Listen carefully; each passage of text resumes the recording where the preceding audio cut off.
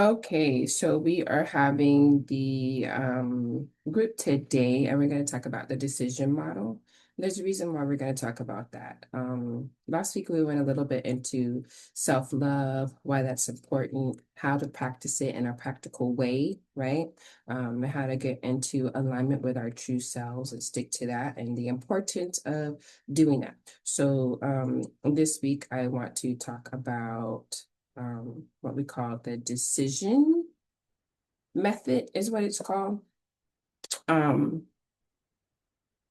a lot of us do want to get a handle on our self-love to like improve our life experience, and it definitely does do that, right? It improves the experience that we're having with other people in our relationships. It improves the satisfaction that we have with ourselves and who we are and how we're showing up in the world.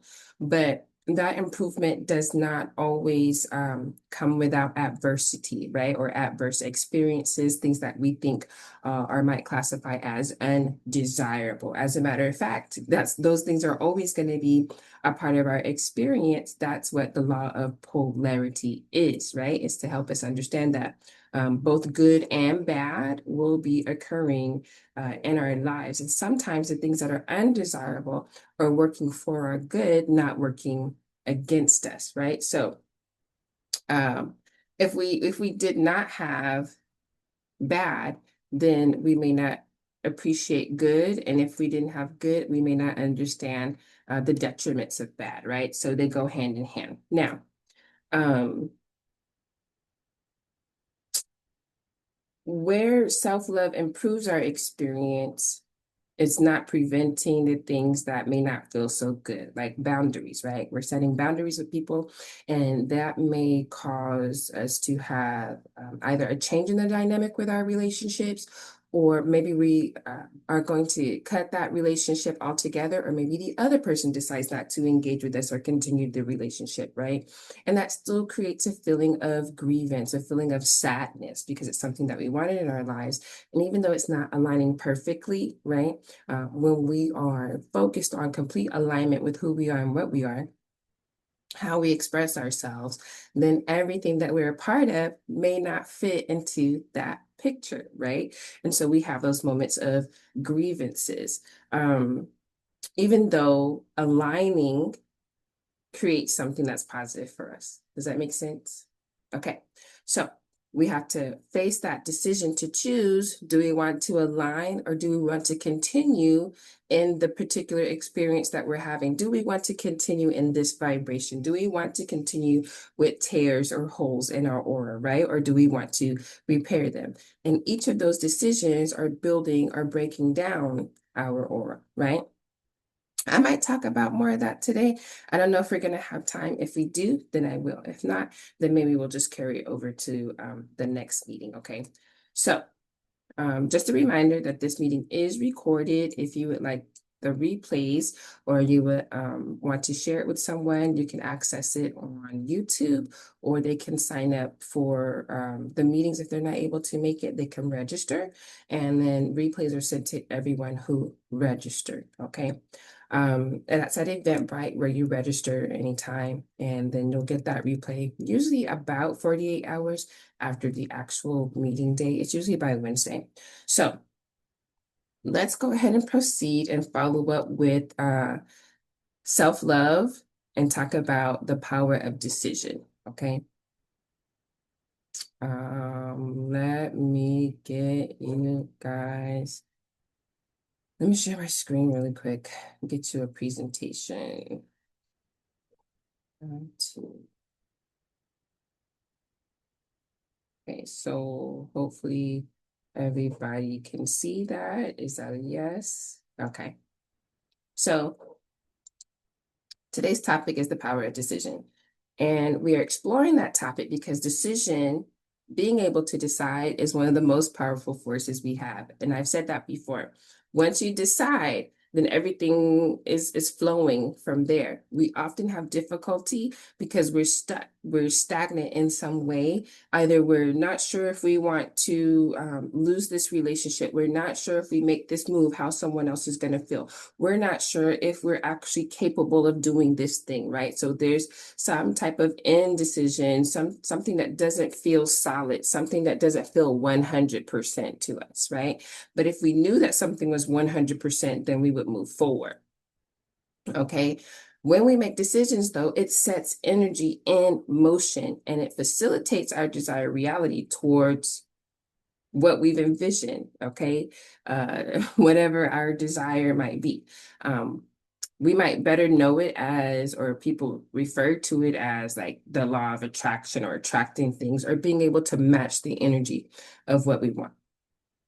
So if we're looking at everything in a way that everything has a vibration, right, then we can imagine that all of our life's possibilities have a vibration and it's vibrating at a certain rate.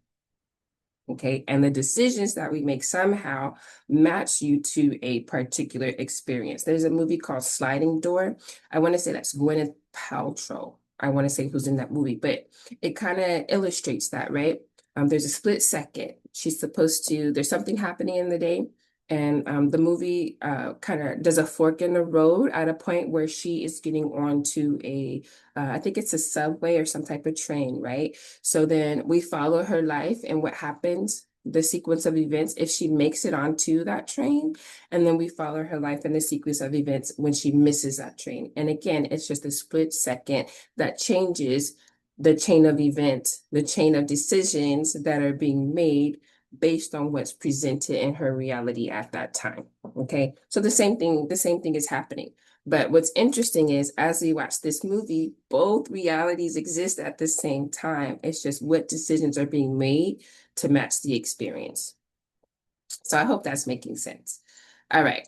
So when we make decisions, we're aligning our thoughts, we're aligning our emotions and our actions with whatever intention we have. And that is what amplifies bringing something or calling something, right, into this energetic experience, what you perceive to touch, smell, hear, taste, and see. Did I get all the senses? So the big question is, can we maintain that picture? Can we maintain that thought? Can we maintain that emotion despite whatever is going on in our environment, right? That's the part that feels difficult because there are other things that are happening, right? Other events that are happening that affect all of those things, what we think about something, how we view something, how we're framing what we're experiencing, and the emotion that we assign to it. So despite the narrative that we're fed, okay, despite what we perceive with our vision, can we hold on to our intention and the emotion, the feeling that we have behind that? That's our big question for today. I don't think I could talk about this subject without talking about faith, right? And faith doesn't have to be a religious thing or just a church thing. We actually exercise what we describe as faith every single day in very mundane things, right? Even if we talk about it metaphysically, then faith is something that ties into the law of correspondence, right? When you look into the laws, these are the things that are tried and true, right? So if you follow the law, then it has to do the work that it does. Does that make sense? I hope that makes sense. Okay, so when we talk about the law of correspondence, then it's whatever is within us, within our thoughts, within our feelings, that is what is reflected outward. So we can do affirmations, right? And say this and say that. We could chant this and chant that, right? But if it's not something that is truly felt, if it's not something that is truly a vision within us, then it doesn't appear outwardly, right? It's not something that is part of our experience outwardly, right? So once we decide, and that's why deciding is so important because it's a very sure thing. And that's what faith is. Even if you can't see it, you can't touch it, you can't smell it, you can't hear it, right? Because emotions don't have anything to do with that. We often will have emotion based on what we see or what we touch, or what we feel, what we smell, right? What we hear. But emotion can occur without physically seeing something with these two eyes. But once we decide it's something that's very sure, and faith is something that is very sure. It's not a question. It's not a hope. It's not, I wonder if this happens, that no, that's not. Faith is something that is very sure, very concrete. And that's where people kind of miss the mark on the faith part. It's not hoping. Faith is sure. I know that this is going to happen. I know that this is available. It's going to happen. And everything that is happening right now is coming together to put this in my path. Okay. So once we make a decision, we hold that picture of what we know to be true until the result is received. That's the faith.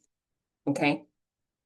Um, if we take the example of sitting in a chair, when do we ever hope that a chair is going to hold us up? When do we ever sit on the couch thinking, oh, this thing might break down? Almost never, right? Now, if it's based on what we see and it looks a little rickety or torn or something like that, we might think, I don't know if this is going to hold me up. But if it looks good, we are not questioning. We're going to go over there and we're going to plop right down on it. We don't see that as faith, but every day that is a way that we exercise faith. We are very sure in the result that is happening and everything is coming together so that I can relax. This chair is here for me to relax. This couch is here for me to relax. And my body fits in this place in a comfortable way so that I can relax. Our goal is to what? Take a load off, to relax. And everything that is in the environment, our body is aligning with that couch to give us rest. Okay, does that make sense? Okay. So we don't view that as faith, but it is faith. Okay. Maybe it's the faith of a mustard seed, but there is no absolute guarantee that the chair is going to hold us when we plop down. But we always do it in full confidence, right? And so it's happening. That's how people explain manifestation. The vision is being held in full confidence, even though everything hasn't come together, right? So the moment that we're descending down into that couch, that's everything coming together to make the end result. And even though it may not feel as immediate as making the decision that I want to rest, I'm going to sit on this couch, it's the same process, right? Um, some people might even say, oh, well, that's happening because you've seen that, you've sat in chairs so much before, you know, then you have a lot of trust in that, right? So faith is being able to trust the result is already available, okay, without seeing it there. Because if you actually questioned it, then you're thinking, it's not a guarantee, and you might not actually sit in that chair, right? Now, that's kind of how we are with our lives. All right. When we have full faith in the chair, we're only surprised when the chair doesn't do what we thought it would do. That's when we become surprised. Like, oh, I just knew it was going to happen. Right. But in life, we kind of approach it in the opposite. We're more apt to question and be skeptical of ourselves and our abilities, about what we can achieve in life. Even if there is evidence that it can be done, maybe we haven't done it before, maybe someone we know in our family has done it, maybe someone we see on the TV has done it, right? And a lot of things have been attempted because of that. I see that this person can do it. I know that I can do that too. Let me put my abilities together. But we have a lot of fear and a lot of speculation surrounding our abilities, who we are, what we're allowed, right? What we have access to, if we should have access to it. I was born in a poor family, so maybe I don't deserve to be wealthy. Okay, it will be those things. I have to work harder than the next person to do this, right? Um, that person has more valuable characteristics than I do. Okay, so again, we get caught up in this comparison, and that feeds into our skepticism, feeds into our fears, right? Um, I like to use the example of having a Black president in the United States, right? So before Obama, there were probably a lot of people who were telling their kids there was never going to be a Black president, or if a Black kid said, hey, I want to be president, oh, that's not going to happen. And they might be saying that because what they believe about the world, what experience they're having in the United States. They may believe it because they had not seen that happen before, right? And so for whatever reason, then it's hard to fathom that a Black person, not even thinking about gender, but a Black person may be accepted, okay, by the right or the left as a viable candidate for the presidency. But somebody decided they could, so they did, they followed that process, right? And that person was Obama. Now what you have is people saying, I've seen it before, so I know that this is possible. If you want to be the president, you can be the president. Now, what happens is we're talking about decisions that need to be made, processes that you need to be a part of, to follow in those footsteps or get to that particular point, right? So before, oh, that's not possible. Ha ha, that's a dream, right? Somebody does it, and then it becomes something that's a reality, and that can be a reality, regardless of what your race is or what your gender is, becomes something that people speak and say, go ahead and try for that, right? Now, we're doing that same kind of thing. We're often telling ourselves or giving ourselves reasons why we can't try for that. You see what I mean? So when we have faith, that's how we hold that inner picture steady until it shows up in form. All right. Faith is our bridge between the invisible and the visible. Okay. Between what we desire and reality. Because first, before it becomes this reality that we experience, it first starts as a thought, right? It first starts as a desire. So, how do we now develop this thing into our experience? Because it's available. Does that make sense? Okay. So consider what you're telling yourself in this moment about the possibilities in your life. What are you automatically saying is impossible? And why might you be saying those things? Is it something that somebody told you? Is it something that you heard? How do you know it to be true that it's not a possibility for you? Why do you think that? I want you to consider that after today and during today. Okay. So back to faith. Now, in the Bible at Hebrews 11:1, I believe it is, it says faith is the substance of things hoped for and the evidence of things not seen. So faith is believing so strongly in what you want and what you desire before you can see it, okay, but it feels real to you right now. That's what the substance, it's real. It feels real to you right now, okay? It's the proof, the evidence. It's living in your heart, in your mind, in your subconscious, that what you desire is already on the way. It's not, I hope it can happen again. I hope it can happen. Maybe, well, if these two things, if they did, it's not an if then. It's on the way. Okay. So then you view everything happening in your life as something that's setting it up, even when things have to be destroyed, right? And that proof, our proof is usually emotion. When we get a surprise, we're surprised. When things happen in our lives that we want to happen, we're happy, right? So our proof that seals it is that emotion. It happened. It is happening. It's what we feel. So that's why a lot of times with manifestation, people tell you to have the feeling as if it has already happened, because that's what the subconscious will recognize. It can be fooled in that way. Okay. And if that feeling is there, everything else has to come together for the reality experience. I hope I'm making sense when I say that. Sometimes I get excited and my explanations don't come out right, but ask questions. Okay, I'll definitely look at the chat.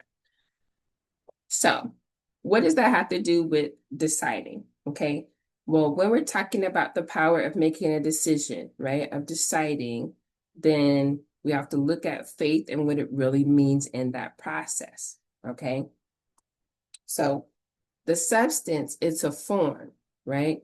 So faith is giving form to what we desire. All right.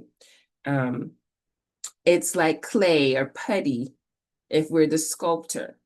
All right. Our faith is what shapes the invisible into a real visible outcome. It's what takes that lump and says, okay, I'm making this into something. Okay. It's our faith because it's nothing. It's a bunch of nothing, right? We have to make it something. What is that something? What is that vision? Okay, what is that feeling that we have about that vision that's going to then make it into an actual visible outcome? All right. And then when we say evidence, then faith is our inner knowing because whatever happens first has to happen inwardly and then is expressed outwardly. So faith is always going to be our inner knowing, even when we can't see something, even if it's not in our reality yet, right? And so our emotion becomes that confirmation to our subconscious that our decisions are already bringing the result closer. Not maybe it will come, but that in everything that we're doing, it's bringing us closer to the reality of our vision. Okay, so sometimes we think everything has to be perfect, right? So we want to believe in a perfect world. What do they call it? A utopia where we wouldn't have trauma or failure or stress or any other hardship. And we believe that that's something that we don't necessarily experience, but or we won't experience. It's something that we can't experience in the here and now in this type of reality, right? What happens is though, as you experience this and you continue to make decisions, you continue to be resilient, then you learn how to make these decisions even quicker and feel confident about them, right? So then you do experience a peace of mind, happiness and joy, despite all the other things being in existence as well. Okay. If you think about it, the world isn't built perfectly, but it's built perfectly for growth. At least that's my reframing. It's built perfectly for growth, right? Because we are presented with a lot of situations and scenarios, and we have to make a choice, right? We have to choose it. We have to choose to stay in alignment. We can use all our energy to manifest things, right? Any type of energy. It can be anger, jealousy, deceit. We can manifest anything with any type of energy. But what's going to endure and what doesn't destroy us is going to be the energy of a higher vibration. Okay, so when we use the decide method, that's what I'm introducing to you today. When we use the decide method, then it's faith is what's keeping us committed after we choose that direction. What you're seeing on the screen is, let's say these are the people of the world at the bottom, and this is their aura and how they vibrate, right? Everyone's in unison. That's when we feel like things are going well, like everything's working together, right? But what about the one energy that's not on the same page, that's not vibrating in the same way? We can either choose to cut that off, or we can still choose to vibrate in the same way, right? Again, how does that happen? Are we setting up boundaries? Are we isolating ourselves from it? Are we moving away from it? Are we not engaging with it? Are we having influence over that individual, right? Because we can't change what they decide. They can take a look at what's happening in their environment and make certain decisions, but that's never going to be guaranteed. So everything and everyone is not always going to be in harmony, but we have the choice to decide to stay in harmony with our values and what we believe, the experience, the vision, the intention that we have for ourselves. So I hope that's coming together. Okay. Okay. When we are having doubts, right? Um, faith is what's telling us that I've already chosen this thing. The universe is already rearranging itself to match my decision. So despite anything that may look undesirable, this is going to happen, right? If we have a shaky foundation, it's rickety, then that foundation probably needs to be torn down, all right? In the process of demolition, that's not going to feel good and it's not going to look good, right? But it's what needs to happen in order to build a strong foundation. So that's part of the process of the rebuild. Okay. It's not that we desire to have trash and to have rubbish and to have destruction, but it's part of the process for the rebuild. Okay. So faith transforms our decision making into more of an inward practice, our subconscious practice, our spiritual practice. It's not just about guessing what might happen, but it's co-creating the outcome, okay, and sticking to that vision, sticking to that intention, okay? So I want to go ahead and break down the decide process. And you'll see why it's called that, as a practical method for making decisions and problem solving, something that's tangible, a tangible tool that you can actually use. All right. And it's an acronym that spells out decide, and that makes it a little bit easier to actually apply in life, okay, and to our self-love journey or to our spiritual journey of aligning with our authenticity. It's a step-by-step approach that blends clear thinking with some inner alignment. And so you want to think of it as a process to bring your mind, your heart, your subconscious, or your higher self into agreement. All right. And the acronym is D, define the problem, E, explore alternatives, C, consider consequences, I, to identify your values, D, decide and act, and then E, evaluate the results. And then you just start over again, okay? It makes it easier to commit to memory, so you can make it a frequent practice. That's what I like about acronyms. So step one, you want to clarify the decision that you're facing, right? So what's the problem? All right. Ask yourself, is this decision significant enough to use it? Because a lot of the times, especially when we've had experience with things, we can make decisions quickly, like intuitively or based on prior experiences, if we want the same result. If we don't want the same result, we don't do the same thing. Okay. Keep it simple. But the decide method can be used even when you need some deep discernment. What movie was that? I think it's called Marry Me with Jennifer Lopez and Owen Wilson, when he says, if you sit in a problem, the answer will come to you. That's what the decide method is about. Okay. So what's the real issue at the heart of your current situation right now? Okay. Take a deep breath. Think about that. If you need to pause the video, do that. Okay. Step two, we're going to explore the alternatives. All right. When we're practicing self-love, our confidence actually rises, it goes up. Okay. Our resilience also strengthens as well. It's not torn down. So as a result, then our relationships improve. We choose better relationships for ourselves because how we treat ourselves is often setting the standard for how we allow other people to treat us, right? So with step two, you're gonna consider any of the possible, write down any of the possibilities for your situation. Even if it's something that you haven't experienced before, even if it's something like out of the box, what are all the things that could be possible?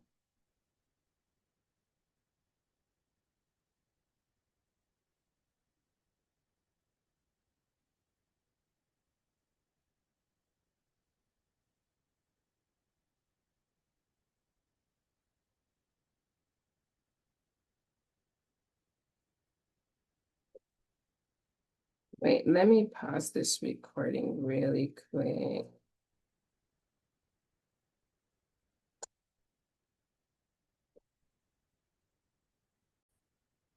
Okay, that was a question that I wanted to answer in real time, but it's kind of personal. Anywho, okay, so we did step two, right? Evaluating all the possible the alternatives. right? So we're taking the time to write down those alternatives, even the impractical ones, right? Even the ones that we think are unconventional or something that we might not even do, right? So then the third step would be to consider the consequences. You want to imagine what would likely happen with each choice that you're making, both the positive things and the negative things, right? What positive and negative effects.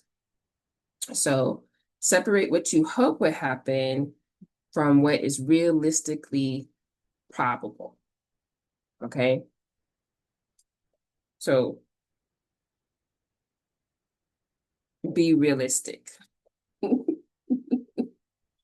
And then choose an option that you would consider.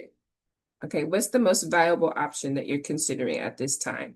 And how do you think it would play out for you with the decisions that you make, with the people that are available in your environment, with the resources that you have available? What do you think is would be a probable result from that decision?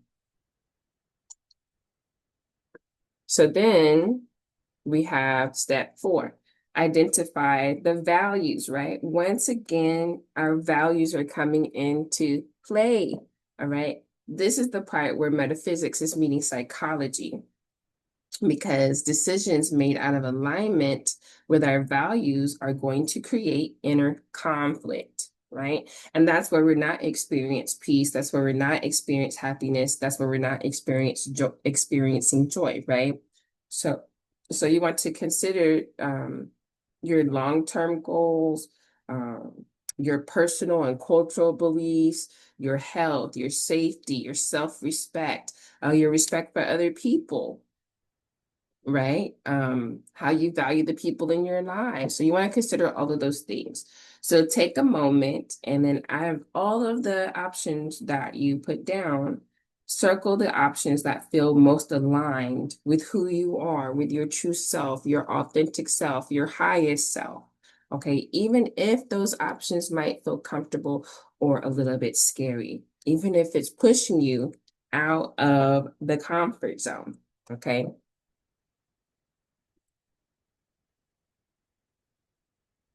So take a moment to do that.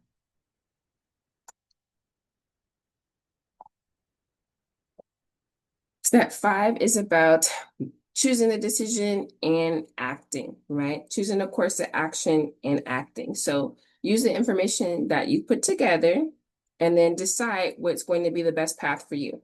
Okay. Not the best path for your mom, not the best path for your sister, not the best path for your pastor, but the best path that is authentic to you. And then you're going to make a plan around that choice, a plan of action around that choice. Okay, you can break it down into little steps if need be, and then set deadlines. That's what we call an action plan. All right.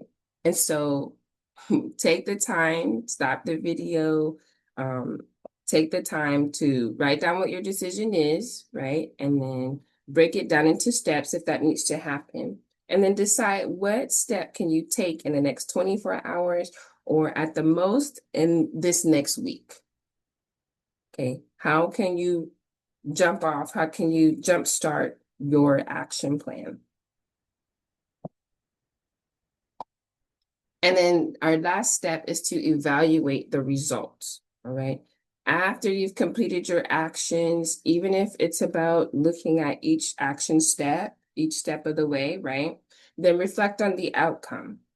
How did the choice you made affect you, affect your plan, affect the others around you? Did it move you closer to what you want? Is there something that you learned in making that choice?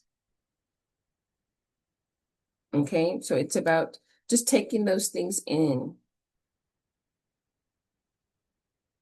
So take the time to stop the video now and write one insight that you gained from the decision, right? If this is something that happens tomorrow, then do step 6 to evaluate the result after you take that action. Okay. Is there an adjustment that you want to make to your choice? If there is, what would you do differently? Because if you do the same thing, you're likely to get the same result. It's not going to be something different, right? That's what they say. Doing the same thing and expecting a different result is what? Insanity, right? And we know better than that. Even when we have the chance for a redo, I think that's a very interesting word because we have to think redo is I get to do this again. But when you're getting a redo, the information is different. What you know is different, right? So if you know more information, why wouldn't you make an adjustment? Why wouldn't you make a different choice? So in actuality, every redo is a new opportunity because now there's an opportunity to apply the information that you didn't know before. But since now you've gathered new information, here's an opportunity to apply that in some way, right? To make that adjustment. So a redo is not actually doing the same thing. It's a new opportunity, right, to do something similar with new information. And it should have a different outcome. Now, if it has the same outcome, then we didn't learn anything new. We didn't make any adjustment, right? I say this a lot and compare this a lot in relationships. If it's the same result, then nothing actually changed. Nothing was actually learned. No adjustment was actually made. So we're going to get that same result, right? When are we going to start accepting that result, right? This is what it is. If that's not what we want, then now we have to make a different choice, okay? So if you could adjust your choice, what would you do differently? That is a really big part of the evaluation process. And also remembering when you're thinking about all the possibilities, don't forget to let doing nothing be a possibility, right? Not to take any action, to rest, to flow. That's also one of the options that you have when you're evaluating all the possibilities. Remember that. So, what are we taking from this meeting? Because I always want you to take something from it, right? So I want you to remember that each decision is a seed that it's planted in the soil of the universe, right? And our universe is our subconscious, our inner person, right? So faith, what we feel, that's what's watering our universe. That's what's watering our soil. Okay. And so whatever action we take, that's our sunlight. That's what allows it to grow. Okay. So when we're looking at the D.E.C.I.D.E method, it is a logical tool that we can use, and really with anything in our lives, if you decided to change your course of study in school, if you decided to change your diet for some reason, the D.E.C.I.D.E method is a practical tool that you can use. But just remember that it's also about aligning with who you really are and what you want to call into your life. Okay, so it all flows together. It all interlinks together.